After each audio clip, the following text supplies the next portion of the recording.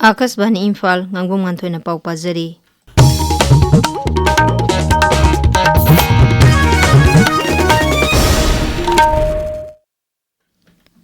National road safety month लिसिंगनी कुंतरुका मरी लेना कांगपोकपी जिला की डेप्यूटी कमिश्नर श्री महेश चौधरी नंगसी Kangpokpi DC mini secretariat complex तगी रोड सेफ्टी अवेयरनेस रैली अमा लमथाखरे।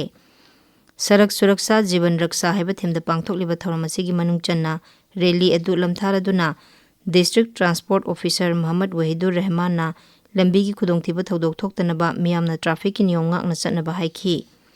थाबुम पालन असिगी मनुंग चन्ना ट्रांसपोर्ट विभाग ना जिला असिगी स्कूल कॉलेज सिंगदा ट्रैफिक की नीति नियम ngaknaba amasung लंबीदा खुदोंगथीबा थोक्तनबा मियामदा भाब ताहनबगी थौरम कया पांगथोकनी हाइरी। हुंबुदरा तरेत सुबह गणतंत्र दिवस पालन थौरमगा मरी लेना डिस्ट्रिक्ट एडमिनिस्ट्रेशन कांगपोकपीना जिला थाकी ऑफिशियल सिंगा मिफम अमा डीसी ऑफिस की कॉन्फ्रेंस हॉल पांगथोखरे। डीसी श्री महेश चौधरी ने सभापति ओदुना पांगथोखिबा मिफम अदुदा जिला असिगी ब्रिगेडियर थॉमस ग्राउंड पांगथोकदौरिबा गणतंत्र दिवस पालन थौरमगी सेम सारिबसिंग तोंगान तोंगानबा विभागसिंगना लौगदबा थौदांगी मतंगदा कुपना खनखी। प्रधानमंत्री नरेंद्र मोदी ने हाइरी लेबाग असिदा लेरिबा खेनबसिंग असिना गणतंत्र की मपांगल हेना कनखतहले।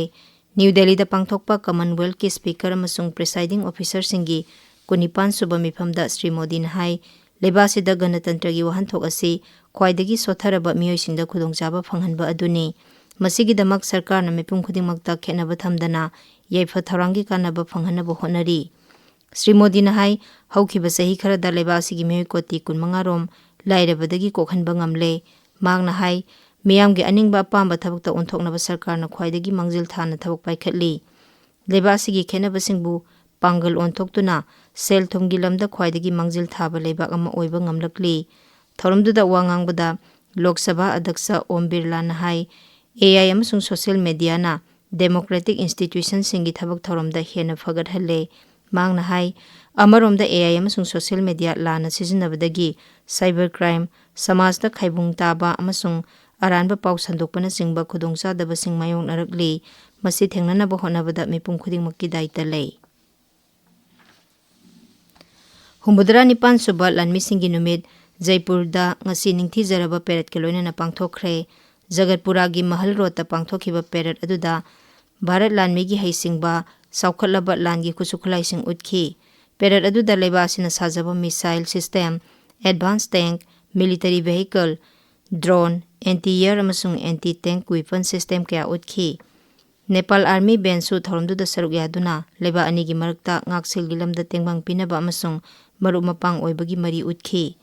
BrahMos missile system helicopter base weapon platform अमसुंग रोबोटिक डॉग्स याउना कला संस्कृति की ओइबा थौरम क्यासु पांगथोखी।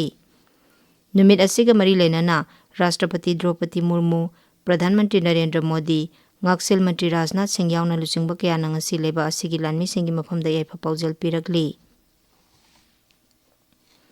राष्ट्रपति द्रौपदी मुर्मू ना महिरोइ सिंगदा शिक्षा हाइबसी पुंसिगी हिंगनबा लंबी अमखक्तमक नते मसी समाज अमसुंग लेबा की सेवा तौनबा पांबे अमनी हाइना फोंदोखरे। अमृतसर दा लेबा गुरु नानक देव यूनिवर्सिटी की कन्वोकेशन दा वांगांगबदा राष्ट्रपति ने हाई महिरोइ सिंगना महिमसिंग निंथिना तमलबा तुंगदा समाज की दमक तौगदबा थौदांग कया लै। मदुगी मनुंगदा साउखत लंबीदा सोथा होरबा मियोइसिंगबु मांगमदा पुखतपिनबा होनगदबनी। राष्ट्रपति ने हयंग जलंधर की doctor BR Ambedkar national institute of technology की 19 सुबह कन्वोकेशन दा महिरोइसिंगदा डिग्री पीगनी।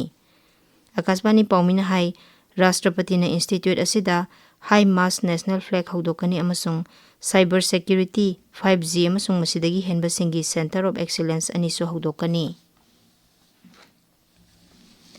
ईरान दा सिक्योरिटी की फिभम मखाताना फसिलक्त्रिबा सिगी यंगलगा भारत मसासिंग ईरान दा चतनबा सरकार ना हाइरी। मपान थौरम मंत्रालय ने थोकपा एडवाइजरी अमगी मतुंगिना लेबा अदुगी हौजिक ओइरिबा फिभम अदुगी यंगलगा भारत मसासिंग मखाताबा हुकुम अमा थोक्त्रिबा फावबा चतनबा खंगहल्ली।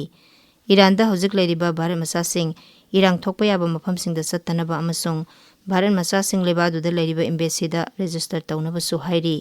मरकसिदा तेहरान दा लेबा भारत की एम्बेसीना थोकपा एडवाइजरी अमगी मतुंग इना ईरान दा भारत की महिरोइ लाइखुरुंबा लाकपसिंग ललोलितिक तौबा अमसुंग लमकोइबा लाकपसिंग commercial flight yauna areba pambai siznaduna Iran thadoknaba hairi. Pau loijare.